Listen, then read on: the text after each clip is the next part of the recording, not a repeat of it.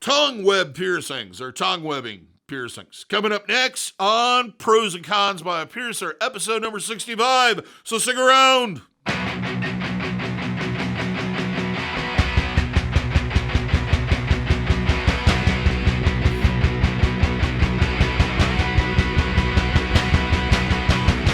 For those who are new to the channel, my name is DaVo. I'm a professional body piercer and have been since 1994. I own and operate the Axiom Body Piercing Studio located here in Des Moines, Iowa. So when I talk to you about these things, I'm talking with a level of expertise as somebody who has been piercing and in the industry for a long period of time. I'm old.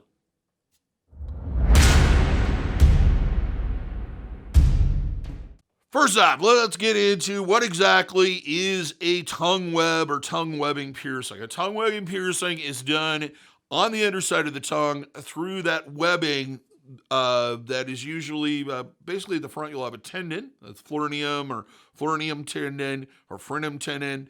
Behind that, there's kind of a loose kind of web or that hangs off of it.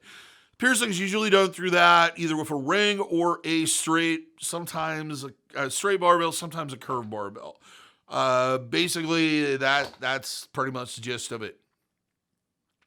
So this is one of those piercings I do not do. I refuse to do it. I won't do it. Don't matter how much you beg, plead, and try to tell me that it's a great idea. I won't do it. I don't like them. I don't think they're a good idea.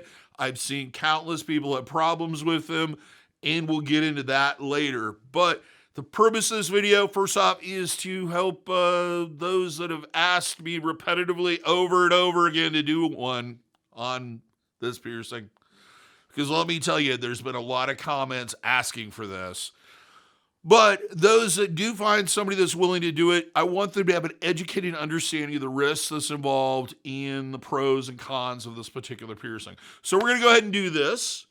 Starting out with the pros. The first one being is this is not a common piercing. It's not extremely rare, but it's kind of on that cusp of being. It's not a piercing that a lot of people are out there walking around with. I know that you look on the internet and you see the photos all the time, but there really isn't that many people that have this piercing. It isn't as rare as, say, a translobe piercing or one of the more extreme or, even orbitals, but it is not a common piercing. Number two, this is going to have limited contact with teeth and gums. Unlike a lot of oral piercings where you have a lot of contact with teeth and gum, so that makes it a high risk for enamel erosion, gum erosion. This piercing, I don't know exactly how large the jewelry would have to be or how you would have to move your tongue or what have you to get that contact with teeth and gums. But the chances are it's a little bit more isolated and you're not going to have that much contact. So it's at a lower risk of issues from that standpoint. So that's a pro. The third one is this is an extremely easy piercing to hide. Unless you pretty much open your mouth as wide as you possibly can and then flip up your tongue and point to it, most people will never notice that you have this piercing. It's pretty much covered by the tongue. There's nothing that's going to glint or suddenly be discovered. So it's an easy piercing to hide. Number four. And this is kind of one of those, technically it doesn't impede eating and talking as much as, say, a tongue piercing would. However, and I'll get into it with the cons, if there's issues with it, it can. So it's kind of a half pro. Maybe instead of 5, I'm going to give you a 4.5. So that's the half one. Fifth one is usually it's a quick healer. Like most piercings in the mouth, you're looking at a healing time of roughly 2 to 4 weeks. Doesn't really impact the swelling. Isn't really as nearly as bad as you're going to have for, like, say, a tongue piercing. It's not going to interrupt eating as much, but, there is that adaptation period, but it's not as much as, say, a tongue piercing or maybe even a labret piercing. So with the 5 positive things or 4.5 positive things I can say about tongue webbing piercings, we're going to move on to the cons, the disadvantages, the things that aren't good. The first one being is that this piercing, if there are issues with it, especially rejection, which we're going to get in later, it can greatly affect how you move your tongue. Basically, that tendon is what connects your tongue and kind of keeps it stabilized. So if that tendon is cut or affected negatively, it can technically really affect how you eat and talk. Basically, your tongue will have no anchor. Number 2, swelling. This piercing's weird when it comes to this. Of course, you're going to have swelling during the healing process. However, I've had a number of clients over the years that have gone somewhere else and got it done, had it for a couple of years, no problem, love the goddamn thing, the no end, etc. Then suddenly out of the blue, boom, the thing is 4 times its normal size. The jewelry's starting to impact. It's extremely uncomfortable. What causes this is a little unsure. I don't know if it's trauma to the piercing that's causing this or possibly something you ate, but I've seen this in about 4 or 5 different cases. And the biggest issue is it was very difficult for them to get the jewelry out, and it just kept getting worse and worse and worse. So this is something you do need to consider before you get it done. And as soon as you see any type of swelling later on after it heals, you really need to get to your piercer and get it removed as soon as possible. Now, number 3. Yes, I said that it does not impact or cause there's not as big of a risk for enamel erosion and gum erosion. However, there are bones at the bottom of your mouth, and this jewelry is always going to be in contact with them. It can affect some of that structure down at the bottom of your mouth. The constant metal on natural tissue will cause issues. Will this affect causing your teeth to fall out or something else? Possibly. But it is something that you need to consider beforehand. Any metal object that's in your mouth is probably going to do damage eventually. Number 4, the biggest one, and one of the biggest things that I say against this piercing, they are prone to rejection and migration. Regardless of what anybody tells you, and what they'll do is they'll migrate and reject right through that tendon, thus causing the problems that we had in number 1. Usually, some people have this piercing for 10 or 15 years and never see an issue. However, I've seen a lot of people that, like I said, that swelling or problems seem to occur in that roughly 2 to 3 year mark for some reason. I don't know why. I don't know if that's where the body goes, not putting up with this anymore, or what's going on. But rejection and migration is an issue with this. This brings me to number 5, which is you need to have the anatomy to fit this piercing into. You cannot, it might be kind of a flip of a coin whether or not, even if you find somebody that's willing to do this piercing, whether or not they're going to do it, because there may not be enough. It might not be large enough to support the jewelry or make room for the jewelry. So it's very anatomy specific.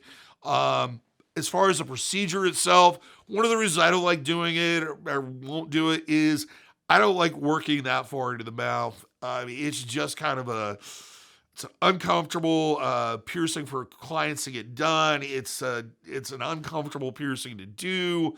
It involves a lot of tools and a lot of other issues. And for that reason, I would highly suggest if you're definitely going to get this done, regardless of everything I just told you, you find a very skilled piercer to do it. It takes a very definite technique to this. This is not something that somebody's been piercing for a week will know how to do, and it's definitely not something you want to do at home by yourself or any of this other nonsense.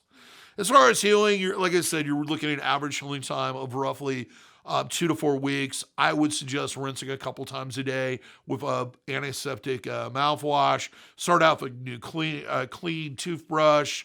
Do warm saltwater rinses at least twice a day for as long as it feels comfortable or if it helps. You also want to cut down anything that'll agitate the piercing, like tobacco, alcohol, cannabis, hot and spicy foods, things that are extremely warm in temperature, anything that may agitate your mouth, especially in that first 3 to 5 days, it's going to increase the likelihood of swelling. And that does include vaping for all those people that think that vaping is okay. It's as harsh as tobacco products. Do not vape while it's going through its initial swelling, or you'll see more swelling.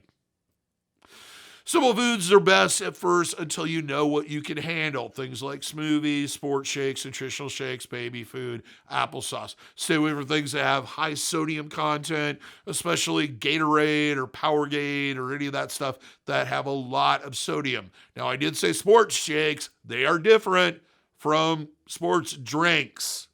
Not the same thing. You probably are going to need an adjustment on the jewelry once it heals, depending on the style of the jewelry it's initially pierced with. You may have to downsize to a shorter one.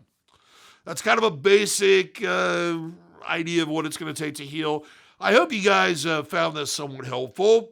Like I said, it's not a piercing. Actually, I get requests for that often. I think it's probably, I've had like maybe 2 people call in the last 6 years and ask for this particular piercing. It's not a very popular piercing, and I'm sure it's like everything else. It just kind of goes through these phases where it's really popular for about 10 minutes, and then it goes away and then comes back. If you found this informative, give me a thumbs up. Let me know that you like it, because we like it when you like it. Hit the subscription and click on the notification bell so that you're notified every single time we post a new video. I post roughly right now, roughly 5 to 7 videos a week with a focus on education, mainly body piercing right now. We hope to expand more back into tattooing once everything kind of settles down with the virus and we're all back to work again. If you feel like I missed something, or you have something to add, or you have this piercing and you would like to share your experience with it, please leave a comment. I love it when people share information, especially if it contradicts mine. I'd like to have a little discussion about that. And hey, I'm still learning after 25 years. Anything that you can add to the conversation that may give me a little bit more insight into something, I'm happy to read and reply to. If you like merch, you like t-shirts, you like to be stylish, you like to have tote bags to tote things in, you like stickers, and you like putting them all over everything, and you're looking forward to going back to the beach once this virus thing comes up, you might need some merchandise. We have plenty of it. Check out the merch shelf below. There's also links in the description that take you directly to our shop. Various different things there. It not only helps make you look good, but it also helps support the channel and what we're doing here. Till next time, here's hoping all your piercings heal with ease and without a single issue. And if you're in the Des Moines, Iowa area, once this whole thing's over, I hope to see you for your body piercing needs in the future. Have a good day, everybody. Take care, stay safe, stay in, and wash your goddamn hands.